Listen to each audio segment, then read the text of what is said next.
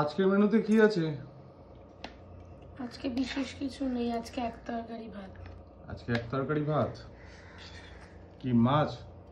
হ্যাঁ, আমি শরীরটা ভালো নেই বলে আমি আর বেশি কিছু, আর সত্যি কথা বলতে অন্য কিছু ছিল না, যে উচ্ছে মাছের বাজার আনা হয়নি।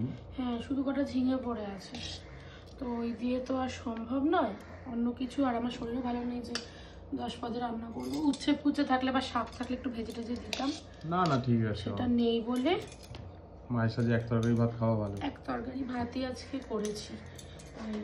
করা যেত হয়তো ঝিঙে দিয়ে পোস্ত টোস্ত, কিন্তু আর ঝামেলা করলাম না, আমি আর শরীরটাও ভালো নেই। বাট এক তরকারি ভাতটা কি হয়েছে একদম। ও ফুলকপি দিয়ে মাছে আলু দিয়ে টমেটো দিয়ে ভেটকি মাছের ঝোল। ভেটকি মাছ? ভেটকি মাছের ঝোল। ও ভেটকি মাছটা ছিল এই যে নে।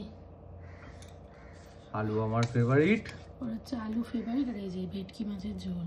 আহা হা হা, ভেটকি মাছটা টাটকা ছিল, সেদিন নিয়ে এসছে না। ভেটকি মাছটা সেদিন সত্যি সেই দিনের টেস্ট ছিল, তরকারিটাও দারুণ হয়েছিল। এক তরকারি তো কি আমাদের বাড়িতে এক তরকারি হোক আর যাই হোক একটু রসিয়ে বসিয়ে না হলে ভালো লাগে না, অভ্যেসটাই এরকম হয়ে গেছে, আর কি করা যাবে বল। চল তাহলে খাওয়া যাক। খেতে থাক, দেখ কেমন হয়েছে।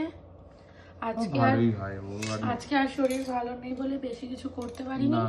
আমাদের আজকে লাঞ্চে এইটাই, এই মাছের ঝোল আর ভাত। শরীর খারাপ নিয়ে এই করেছি সেই অনেক। ফুলকপি আলু ধনেপাতা দিয়ে মাছের ঝোল, মানে শীতের সবজি দিয়ে মাছের ঝোল আর ভাত, এটাই আজকে আমাদের মেনু।